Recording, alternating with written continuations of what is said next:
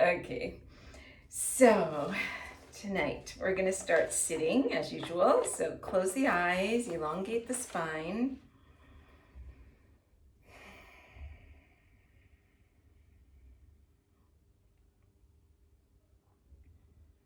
We're going to do some deep breathing, but before we start that, just first start to tune in with your body, noticing the inner vibration.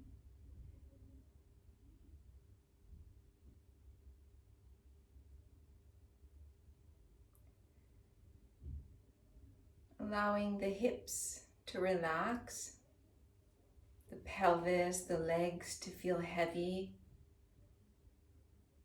So you feel like you have a steady foundation.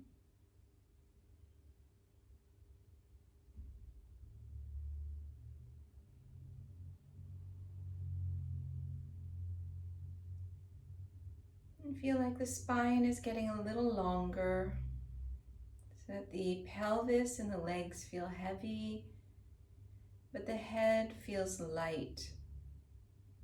It's elongating up towards the sky.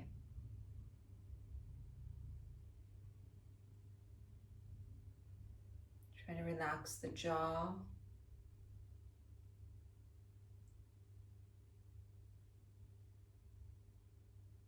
Relax the face.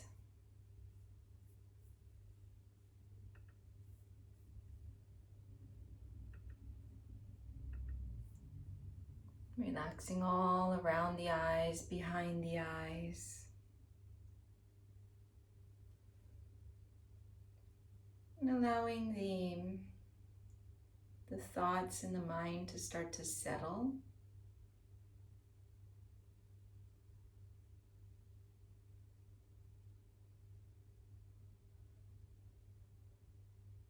And bringing the awareness to the breath.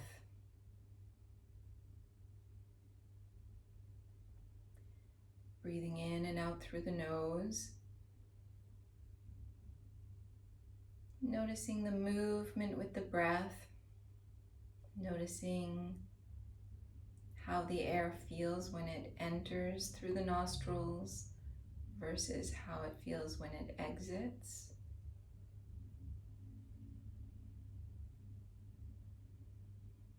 Noticing if there's any differences.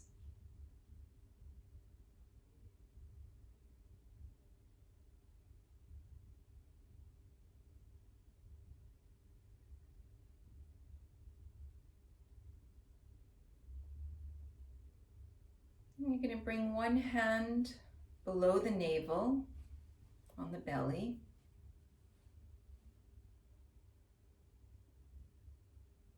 And start to inhale like you're pouring the air in, so it slowly goes down the throat, into the thoracic, into the belly, so you feel expansion below the navel.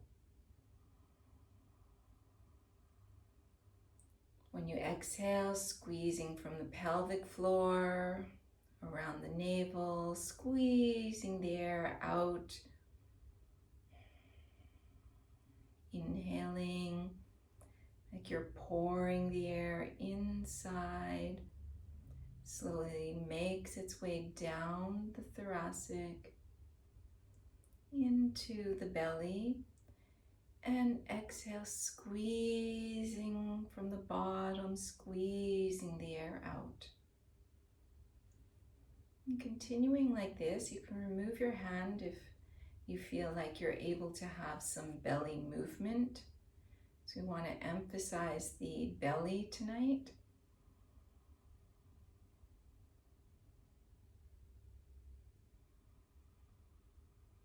When we do this belly breathing, it tends to calm the nervous system even more than just normal ujjayi with the bandhas. This also calms the nervous system, but in a different way. This belly breathing really relaxes the mind, relaxes the muscles, the fascia.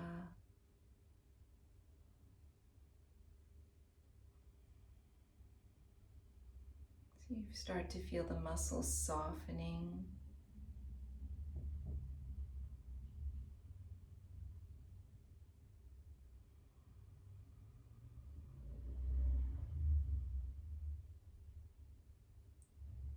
Now you're going to start counting the inhales and the exhales. So counting the length of the inhale and trying to make the exhale double the inhale. So for instance, if you're inhaling to the count of 5, exhale to the count of 10.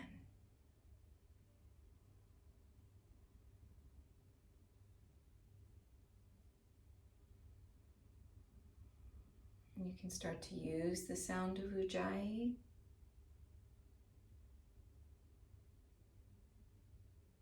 But still breathing through into the belly.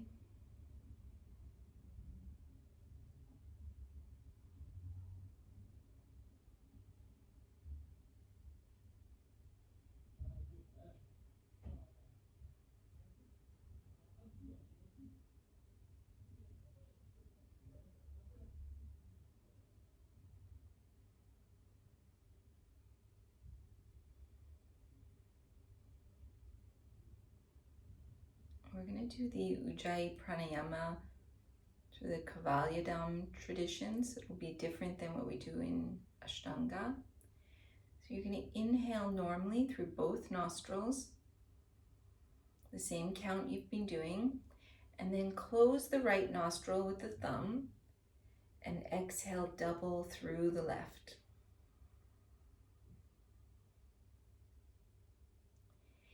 Inhale through both. You can start to apply Mula Bandha, just a light Mula Bandha, exhaling only through the left. You're going to follow your own breathing pattern. So you're always inhaling through 2 nostrils, exhaling only through the left.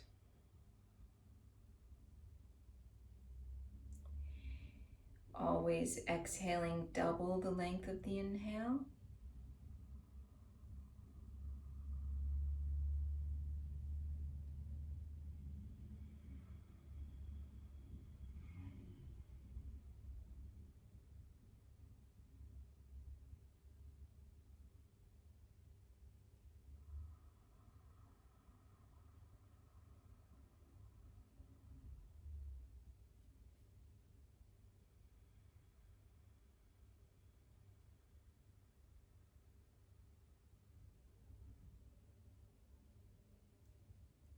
Trying to engage Mula Bandha in the very low abdominals, so that now you're going to feel more expansion in the rib cage, in the thoracic cage, continuing with the same breathing technique.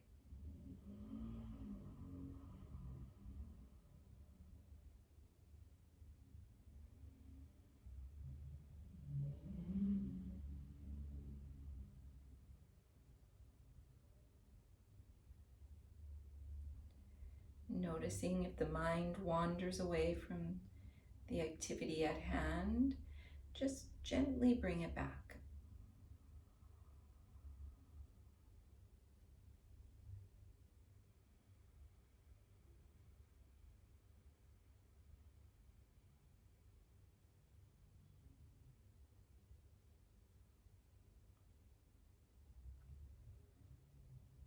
After your next exhale, release the hands.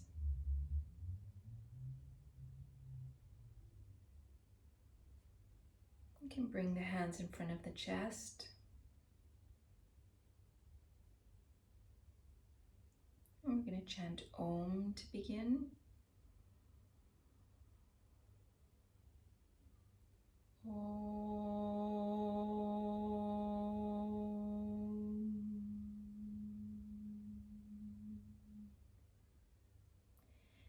And then rubbing the hands together, warming up the palms.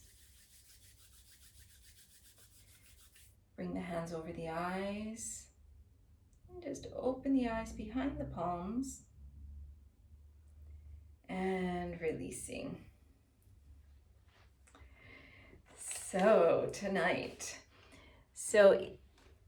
last time, which is now a couple of weeks ago, so I'm not sure if you guys who weren't there, if you watched it on the YouTube channel or not, but I'll just give you a quick synopsis.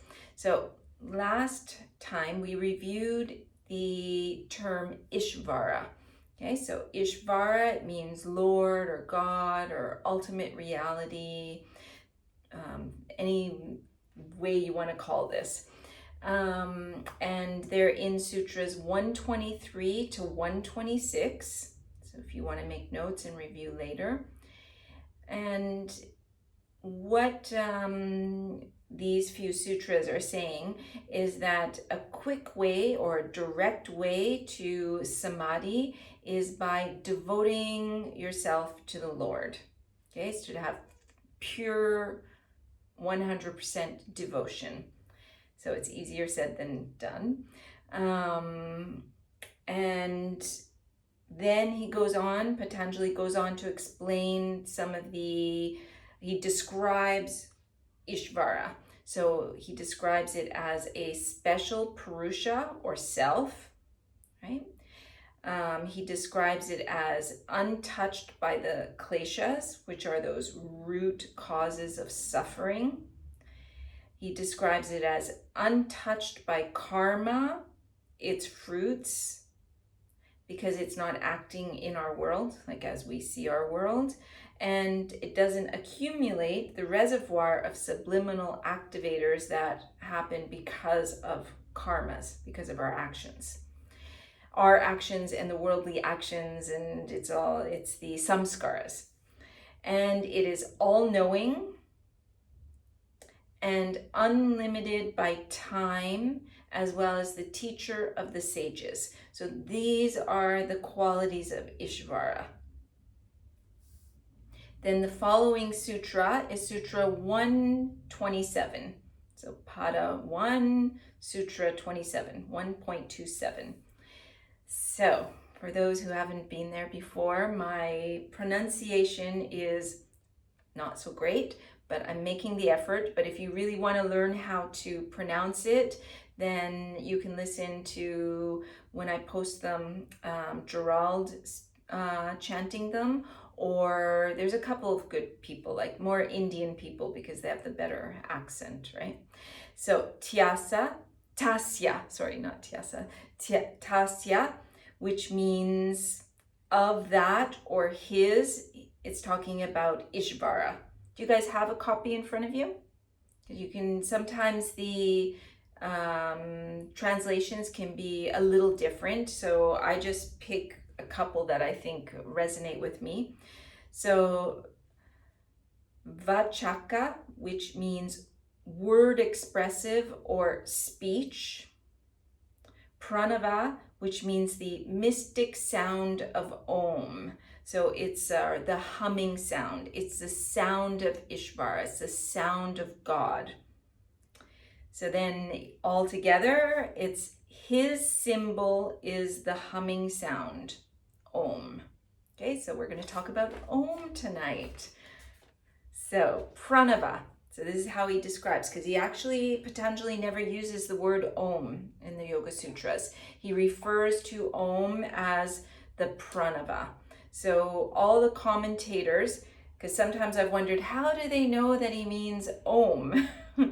And I haven't really discovered that. I assume it's because of, the accumulation of knowledge and looking at what Pranava means in other scriptures. So all the commentators agree that it is the sound of Om, which when you break down Om, it's 3 syllables plus some silence. So it's A-U-M.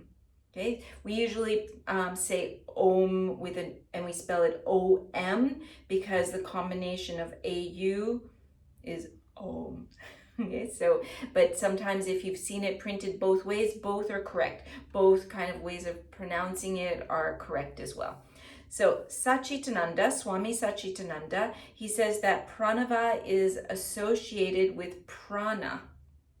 So prana is the basic vibration which always exists, whether it is manifesting or not. Those are Swami Satchidananda's words. You could say that prana is the life force. It's often translated like this. So something, pranavah has something to do with prana. Now, all commentators don't say this, but I think that makes some sense to me, because as the humming sound is said to be the primordial sound that resonates, it pervades the entire universe. So prana is the life force that is in that universe. And it's said that when we're able to quiet our mind and be in a quiet place, that the yogi will be able to hear this sound, the sound of Om, that is everywhere all the time, but that we just can't recognize it because, there's lots of sounds around us, because our mind makes a lot of sound with, inner sound, with thoughts and everything that's going on, our vrittis that are there. So if we think about it, it's kind of interesting, because even the scientists say that everything is vibrating. The world around us, the universe, is in constant vibration. And when we look deeply and we sit quietly, we can feel this vibration inside of us. Okay, inside of us, the vibration seems to feel differently depending on which area of the body you're feeling. And so there's this very famous Upanishad, which are old talks, with sages. So it's called the Mandukya Upanishad. And in that Upanishad, if you're interested, you can search online. You can find this one by, what's his name again? Swami Krishnananda. And there you'll find a free download by him if you're interested in this Upanishad. It's only 12 verses, so it's very short. And he's explaining what Om is. And he talks about the symbology of Om. Okay, so symbology. So we can break it down into the A-U-M. So the A is the first sound. They say it's the first sound in all languages because it's just like right?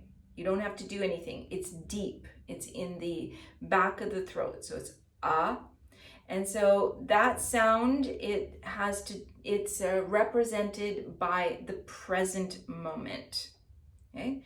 And then the past, sorry about that. The past, the U, so the letter U is more sounding like oh.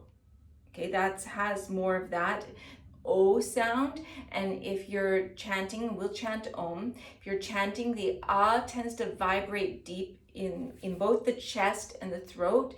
And then the U starts to vibrate a little higher. And so that represents the present moment.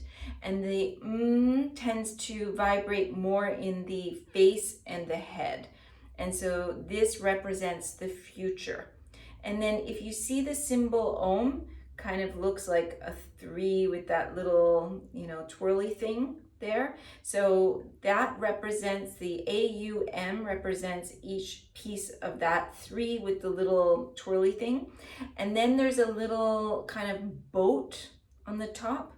And so this little boat represents Maya, the veil of illusion. And then there's a little dot, and that dot is called the Turya, and this represents what we can't see, right? So it's representing the intangible, the absolute, the reality, the intelligence behind the intelligence. So in that one symbol, we see that we have the past, the present, the future, that little veil of illusion, because it's keeping us away from the absolute reality, which actually pervades the entire Om. And so that little turiya with the little dot, this is the silence. Okay, so our Om has that little bit of silence at the end. I'll read these two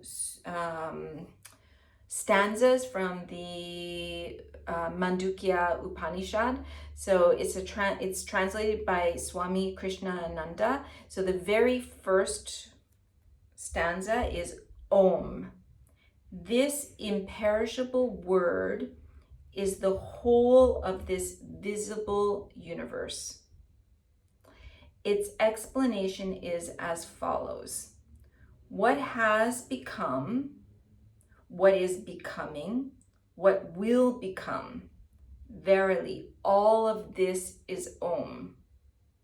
And what is beyond these three states of the world of time, that too is Om. Okay, so it's all of it. So what this means is that the reality, the God, is all, right? So it's representing Advaita Vedanta, right? We talked about that in one of the classes too. Then the very last stanza, because then he goes on and explains each individually. The very last stanza, it's the fourth one, it's the 12th. The fourth is soundless. Okay, so it's the turiya. Unutterable, a quieting down of all relative manifestations, blissful, non-dual. Thus, Om is the Atman, verily. Atman is similar, it's just in different, it's similar to Purusha, right? It's the self. He who knows thus merges his self in the self, the small self, in the self, the Purusha or the Atman. Yea, who knows thus. So, yay, if we know that. Sometimes the scriptures are very cute. Okay, so, I just want to see what else. If I was missing something on that. No? Okay, so Sutra 128, the next sutra. After that, it says, so the first word, tad, this means that. Japas, to repeat. You know, we know like repeating japas. Tad, that, again. Artha means meaning. Bhavanam. Bhavanam is reflection or contemplation. So all together, the repeating of that, meaning Om, that, leads to the contemplation of its meaning.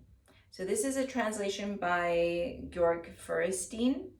And I also like this other translation. Usually I just pick one, but I couldn't decide. So I decided to tell you both. Repeat it and contemplate upon its meaning. This is Hariharananda, Swami Hariharananda. And why I like both is because if you think about it, if I repeat something over and over and over again, it's going to make me contemplate on it, which will bring me insights. So that's why I think both those sutras apply. And even when you read Georg Feuerstein's commentary, I think that even if it doesn't sound like it there, I think this is what he means. Okay, so does that make sense? Kind of. I'll continue. So, trying to think of a different way to bring it. Well, I'll continue after, and I'll give you another example of that. So, if we use this sound as a meditation while concentrating on its significance, we will experience the sutra following, Sutra 1.29. So if I chant Om, but it doesn't mean, because they say actually chanting, so we start with the external chant and then we start to bring it as an internal chant.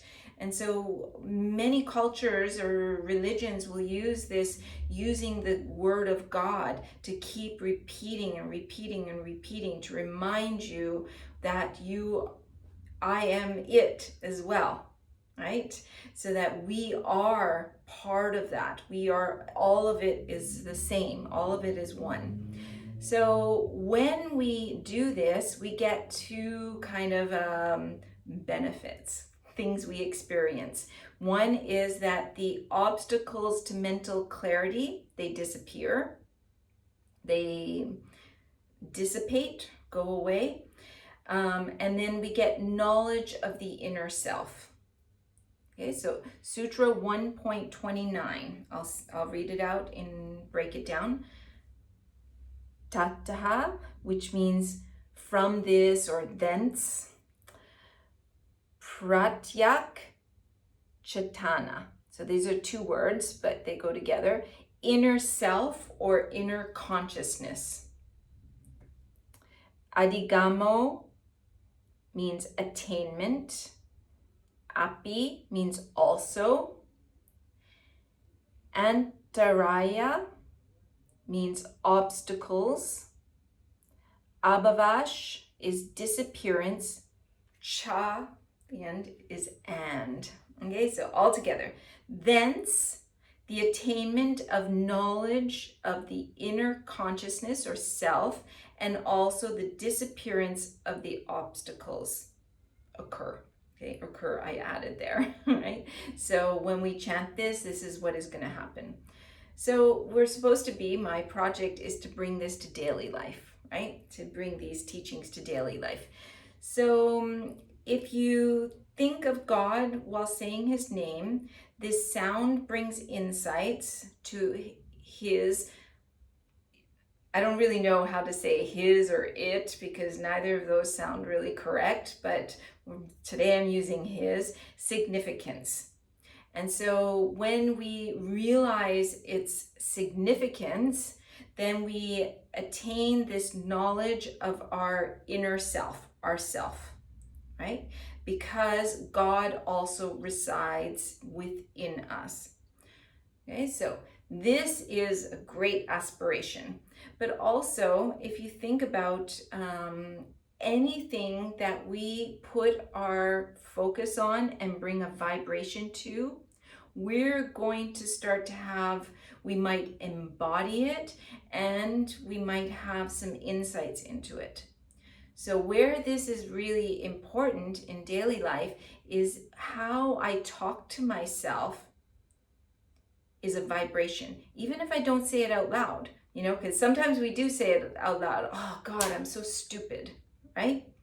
If we're constantly saying this to ourselves, there's a vibration there because, so some say that vibrations mean something even when we don't have a word with it. Okay, so there is that aspect. So this is one of the aspects of Om. So even if you don't if you don't visualize its significance or some of its attributes, if you just chant Om over and over and over again, because that sound pervades the universe, then we will start to understand that which pervades the universe.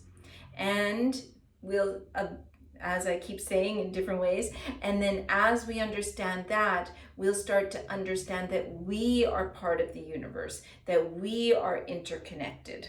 Okay, so I think this really applies with the word Om and some spiritual words, like even they say that Om, Amen, and Amin come from the same root somehow. I'm not a scholar on that, so I don't know exactly, but this is what I've read.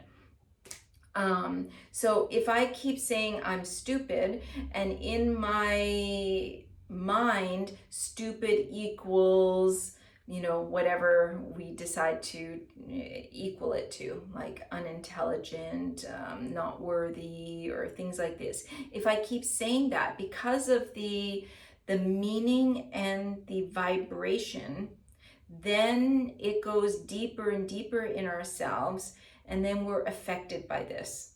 Okay, so not in a positive way, obviously.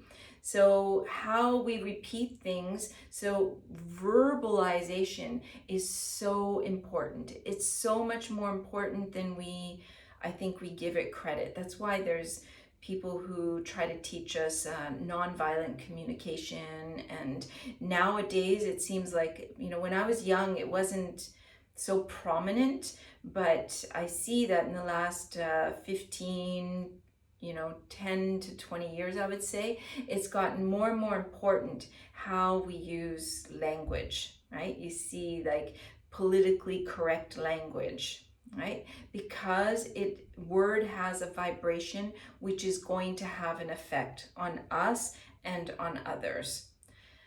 Okay, so how we bring this into our daily life, I think, is really by chanting, positive affirmations, positive, when we speak to others, using positive language, trying to speak with truth, trying to speak with kindness, empathy, different qualities that we find as positive qualities. We want to start to embody those positive qualities. So we can use it as a project. For instance, we could say, okay, this week, I'm going to write it in my calendar. This week, my project is to speak with kind words. And you can even say some words that you're going to use, because unfortunately, if we just say, I want to be more kind, because of course we want to be more kind, right? Or I want to be more compassionate, or I want to be more understanding, I think it's more useful or more skillful to use positive affirmations than to say, I don't want to be mean, I don't want to be angry, I don't want to be sarcastic. Excuse me. If we look, see, it made me cough seeing those, using those bad vibrations. Because there's still something negative there. And so we want to use positive words as often as we can.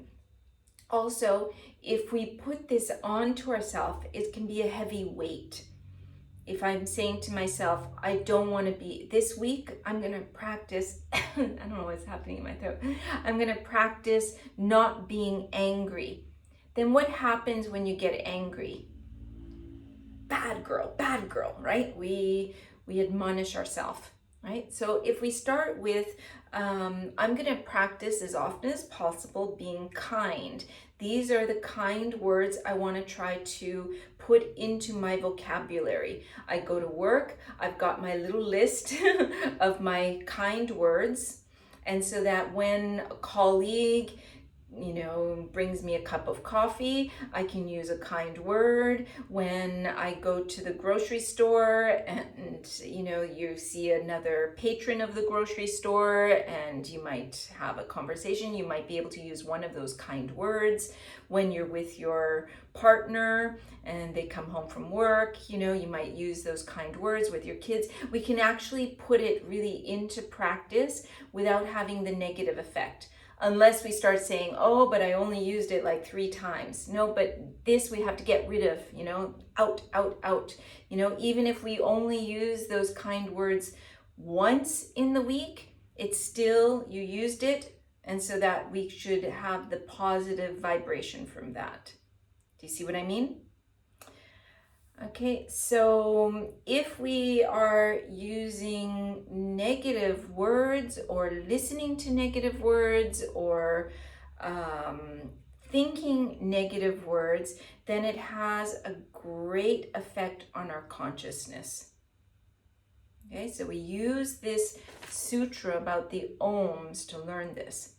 Because we can see, what's my next note there? Can see, I have to remind myself. Usually I write this just before the talk, and I wrote it this morning, so I should have reviewed it.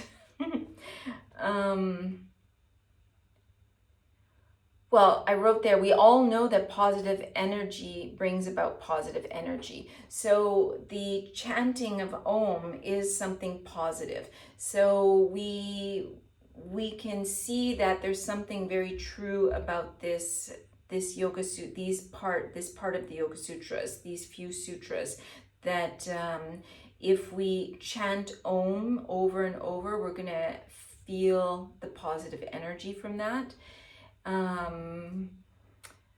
Can see as positive vibes remove the chitta vikshepa. Ah, yes, now I remember. I should write full sentences if I'm not going to review this. Okay, I didn't even remember what my note meant. Okay, so what I was saying, what I meant there is these positive vibes, what they're going to do is they're going to remove the obstacles that are in our way for mental clarity, which is the next sutra, Sutra 1.30. So if you have your book with you, because I didn't write notes on that one, because I wasn't sure if we were going to get there. I'm not going to go into them in detail tonight so that we can do our meditation, but I just want to say what the obstacles to mental clarity are. So the first one is disease. So if we can create positive vibrations, then we are less likely to experience disease and illness. Dullness here, it's talking about dullness in the mind. Okay, so when we have a dull mind, so there is some linking there. When we feel ill, we feel dull in our mind. Doubt. So this is an obstacle to mental clarity. Carelessness. If I'm not being careful with how I'm behaving in this world, so carelessness would be perhaps when we use negative words or negative vibrations and we bring this negative energy into our life. Laziness. So here it's different from the dullness. It's physical laziness. So I don't want to get up in the morning to practice. I don't want to, take the time to read the Yoga Sutras, this kind of thing. And then sensuality. So sensuality means that I'm getting caught up with wanting to feel that good food in my mouth, wanting to smell really nice things, wanting to be around really nice. So it's through the senses, the five senses. So I'm getting over satisfied with those, right? Over intrigued with those. False perception. So I see things that are not true, right? I imagine things that are not actually happening. I don't reach the goals of yoga. Okay, so also the false perception has something to do with thinking I am something that I'm not, but in the mind. It's not avidya, it's not ignorance. It's thinking that I've maybe achieved more than I have. So I think because I can do really advanced asana, that makes me a better person than somebody else, for instance. And this can't happen because we are all, different. It's not better or worse, right? And so, and then that last one is usually, so failure to achieve the levels of yoga. So it's usually talking more about mental calmness and then all those layers of samadhi, which we'll talk about one day. And it's coming up, but I think we probably won't do that till the fall. And then the very, very last one is not able to maintain those levels. So that means that I've reached a certain level and then I fall. Okay, so we all do a little bit of this, right? It's always, we're going up and down, up and down. I achieve a sense of peace, like inner peace. I achieve a certain level of mental, calmness. evenness. The Bhagavad Gita is the balance and evenness of mind. I achieve a certain level, but then something happens. You fall and you hurt your knee, or somebody you care about gets ill, COVID happens, things like this, and then we go backwards, right? And so then we have to come, so this is an obstacle to mental clarity, and they say that this is one of the worst because you've now understood where you were before. Like, think about when you first started yoga and you started to clear away some of the fog in the mind, and you think, wow, now I see things and I notice what's going on here, right? And you start to feel good in your body, in your breath, in the mind, in the emotions. You start to feel good in all these areas. Before, you didn't even really notice you weren't feeling good, right? Does that make sense? Like, okay, sometimes you don't feel good, sometimes you do, whatever, but you didn't really notice. But then once you start yoga, after maybe 1 or 2 years of yoga, you start to, wow, things are changing dramatically in your life. And then something happens that brings you backwards. You're in even more pain than you were before you had any knowledge. Because now I can be like, oh, but like 6 months ago, I was so calm during this. I was like so good in my body. I was able to breathe freely, and we're able to compare, right? So then we actually suffer more. Not saying you shouldn't achieve the stages, because we want to achieve the stages, but it can give us also, if we have some self-will, some discipline, then it can also encourage us to come back to those places. Okay, so what I wanted to do was really practice Om tonight. So we're going to do, you guys, because you all put your mutes on, so if you want to try practicing all together, we can. If you feel like it doesn't feel good, then put yourself on mute again. But what I was thinking is first to try put your hand on your chest, like more, not too high, maybe a little bit lower. Maybe I'm showing too high. And you're gonna go,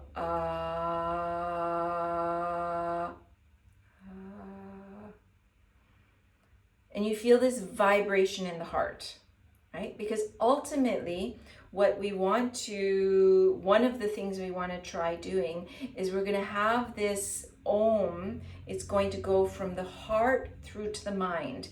And so our heart and our consciousness, we want to make this one, right? Eventually. So right now we tend to stay, I think a lot of us stay right here, right? Thinking mind, thinking mind, thinking mind, lots of thinking mind. And we don't often know how to listen to our heart. And like as Ramana Maharishi says, the guru is in here, right? The self is in here. Not the heart like the organ, but this area. If I say, oh, I'm so sad, right? We can feel it here. Oh, I'm so in love, right? We feel there's a lot of emotions coming from this place, right?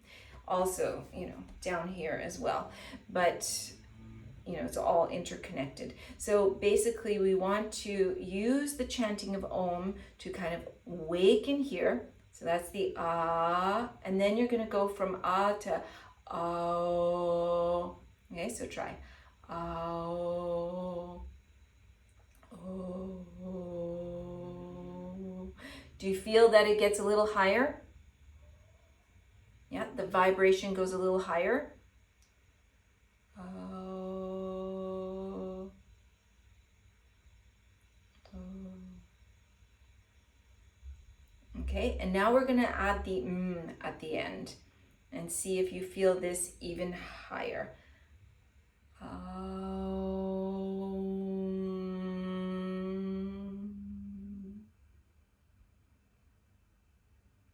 Could you feel it going higher? So you feel all this vibration. Okay, so, and then when we are, that's on an exhale.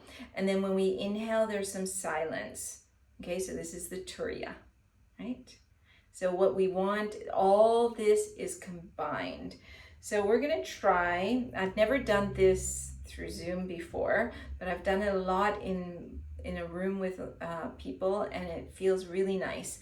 So what we're gonna add at the beginning is covering our ears, because when we do that, it'll give you the sense that there's more people in the room.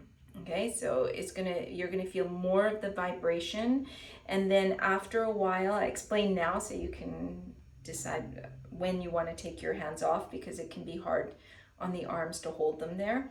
So you'll hold it there for a little while, and then when you feel like you're ready, you can release your hands, and we're going to continue the chant of Om until I should have brought my bell, but I don't have it here, until I just give you a sign. Okay, I'll just give a sign, and then you will remain quiet. And when we're in the quiet, what we try to see is if we can still feel the Om. Because if you've ever done this in a group, it'll be palatable. You will feel the Om still vibrating. So we're going to experiment if this happens through Zoom, through digital. Okay, so can bring, and we all chant at our own breathing rhythm, so that eventually it makes this constant sound of Om. So don't feel shy. Okay, we're going to have our eyes closed, so we won't see who's chanting when and whose Om is better than the others. Okay, so don't feel shy. Okay, my Om's always the worst, right? So if you do better than me, then you always got somebody that's worse than you, so don't worry. Okay, so put your hands on your ears, close your eyes. First, connect inwards. So bring yourself inwards, feeling the body from the inside out. Calming the inner vibration.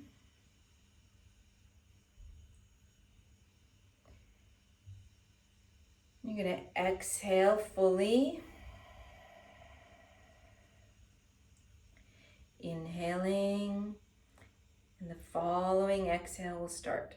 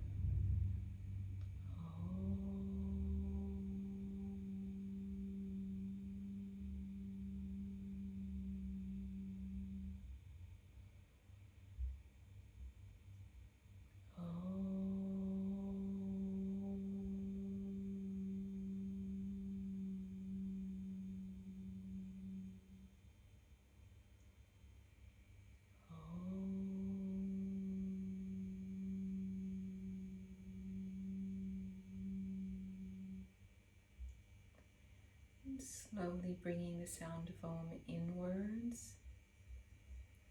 You can still hear it in the body.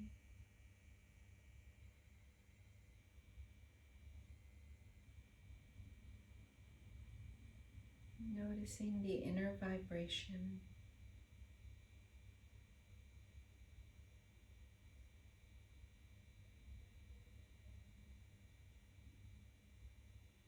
Maybe you're feeling some vibration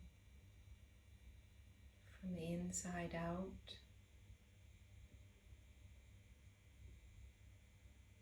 So that the skin feels the vibration that emits from inside.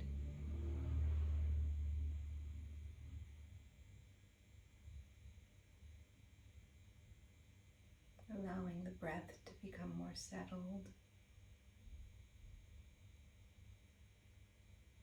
The breath becomes quieter and quieter.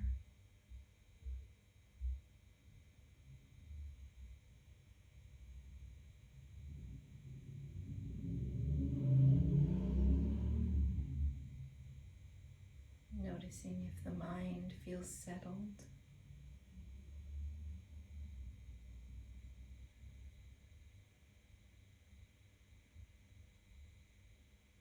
Try to observe the mind from a distance,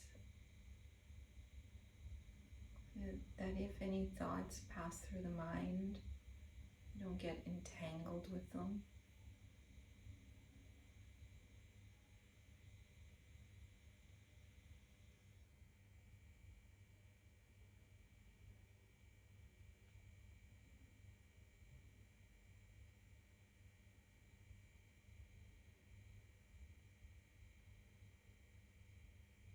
You can bring the chest, hands in front of the chest.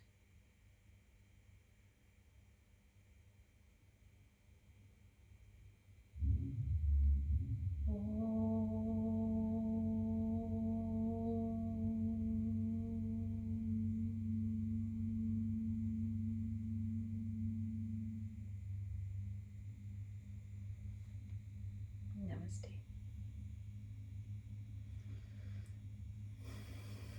I hope that felt okay. I know it's not as nice as in a big room, but one day we'll do this again. And the other thing I didn't mention is these, the chakras, the heart chakra, the throat chakra, and the third eye chakra. These are all going to be affected by the chanting of Om. And so these are the higher chakras. The lower ones are more connected to our animal instincts. So it'll help us awaken and balance these higher chakras. Did it feel good putting the hands over the ears?